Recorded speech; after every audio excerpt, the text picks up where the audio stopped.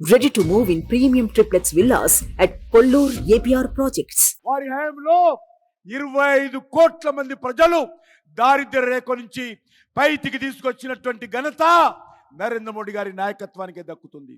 మన రాష్ట్రంలో కూడా మనకందరికీ తెలుసు, జాతీయ రహదారుల విషయంలో కావచ్చు, లేకపోతే మన యొక్క రామగుండంలో ఎరువుల పరిశ్రమ కావచ్చు, మన యొక్క నిజామాబాద్, వరంగల్, ఆదిలాబాద్ జిల్లాలకు సంబంధించి నేషనల్ టర్మరిక్ బోర్డు కావచ్చు, జాతీయ పసుపు బోర్డు కావచ్చు, లేక ఈ యొక్క గ్రామీణ ప్రాంతాలలో గ్రామ పంచాయతీలకు అన్ని రకాల నిధులు ఇచ్చే కార్యక్రమం కావచ్చు, లేక ఈరోజు మన యొక్క తెలంగాణ రాష్ట్రంలో అన్ని రకాల మౌలిక వసతు కల్పనలో లాస్ట్ 10 years నరేంద్ర మోడీ గారి నాయకత్వంలో గత 10 సంవత్సరాలుగా 10 లక్షల కోట్ల రూపాయలు తెలంగాణ రాష్ట్రానికి ఈ యొక్క నరేంద్ర మోడీ గారి ప్రభుత్వము ఖర్చు చేసిన విషయాన్ని మనం చేస్తూ ఉన్నాము.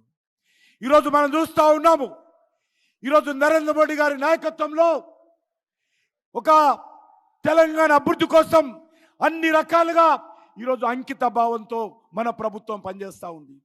కరోనా వచ్చినప్పుడు ఏ రకంగా ఆదుకున్నారో, కరోనా నుంచి ఈ రోజు వరకు కూడా ప్రతి పేదవాడికి 5 కేజీల బియ్యం కానీ నెలకు, అదేవిధంగా ప్రతి రైతుకు ఈరోజు 6,000 రూపాయలు మోడీ పైసలు బ్యాంక్ అకౌంట్లో వేస్తున్న విషయం కానీ, లేక ఈరోజు రైతులకు సంబంధించినటువంటి గిట్టుబాటు ధర కానీ అన్ని రకాలుగా ఈరోజు తీసుకుపెడుతున్నాం. మనకు తెలుసు, సమ్మక్క సారక్క పేరుతో జాతీయ విశ్వవిద్యాలయం నరేంద్ర మోడీ గారు ఏర్పాటు చేసిన విషయాన్ని మనం చూస్తున్నాను. Tribal university, national tribal university Sammakka Sarakka మన దేవతలు ఎవరెత్తున్నారో మన దేవతల పేరు మీద ఏర్పాటు చేసిన విషయాన్ని మనం చూస్తున్నాను. అందుకే మన తెలంగాణ సమాజం అంతా కూడా నరేంద్ర మోడీ గారిని ఈరోజు ఆశీర్వదించాల్సిన అవసరం ఉంది. తెలంగాణ అభివృద్ధి కోసం నరేంద్ర మోడీ గారి నాయకత్వంలో కేంద్ర ప్రభుత్వం అంకిత భావంతో ప్రయత్నం చేస్తూ ఉంది.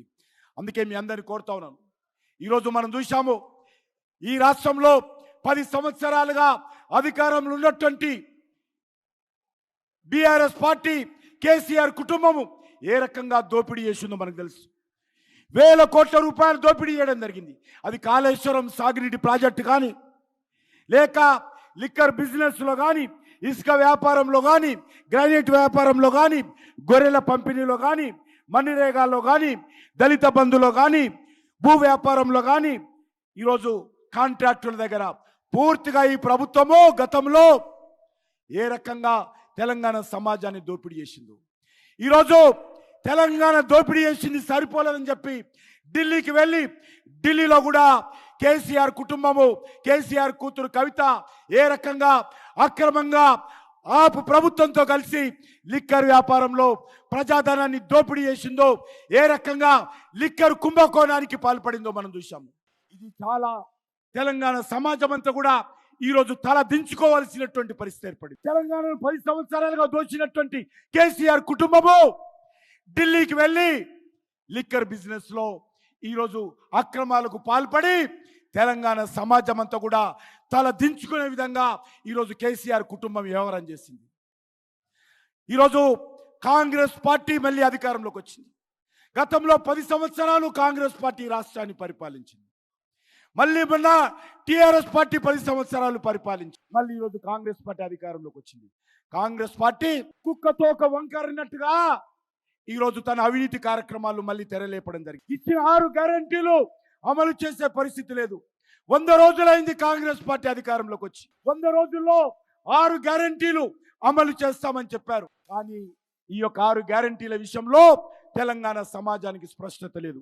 అందుకే మనందరినీ కోరుతా ఉన్నాం, ఈరోజు ఈ రాష్ట్రం ముందుకెళ్లాలంటే, దేశంలో ఒక సుస్థిరమైనటువంటి ప్రభుత్వం రావాలంటే, దేశంలో ఈరోజు నరేంద్ర మోడీ గారి నాయకత్వము మరొకసారి హ్యాట్రిక్ ప్రధానమంత్రిగా నరేంద్ర మోడీ గారిని మనం ఆశీర్వదించాల్సినటువంటి అవసరం ఉంది. సుమన్ టీవీలో మీ పర్సనల్ అండ్ బిజినెస్ ప్రమోషన్స్ కోసం కింది నెంబర్కి కాంటాక్ట్ చేయండి.